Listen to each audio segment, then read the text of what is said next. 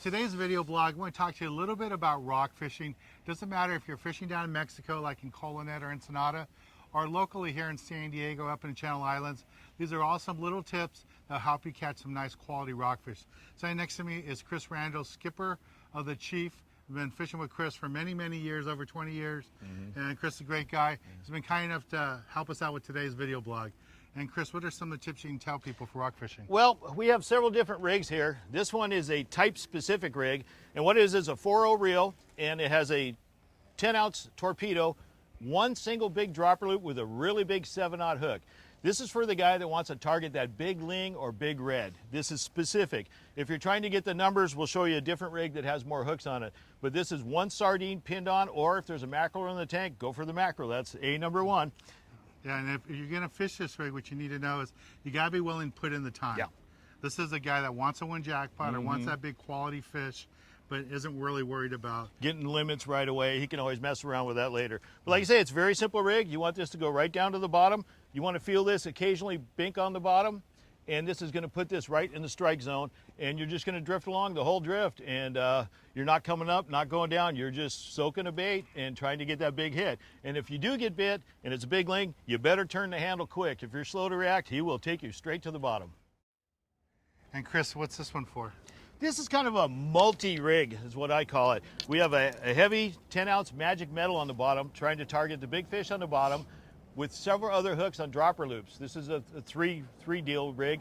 This little bucktail gets tipped with squid. Don't forget to take the little hook guide off of it. That's right. I've seen guys fish with this, and I keep losing my fish. I'm like, well, take the hook guard off. This is for your safety, but do remember to move it. And you tip this with squid and this with squid, and you can also tip this with squid on the bottom. Some guys pin a sardine on. I don't think it's that effective. No. I like to go straight with the squid. But this is to catch the whole spectrum of rockfish, from bank perch to reg. You might get that lucky ling on the bottom. Right. And this is for putting numbers on. You can fish up to 4 hooks in Mexico. That's the max, 2 in the U.S. But this is a good, fun way to fish for rockfish. Right, and that's a really important fact. If you're fishing Channel Islands or anywhere in the U.S., you can only use 2 hooks. Yep. That would be the lure, the metal jig, and the bucktail, or the shrimp fly, but you can only have 2 hooks. In Mexico, you can have up to 4 hooks, like Chris said. So it's all good.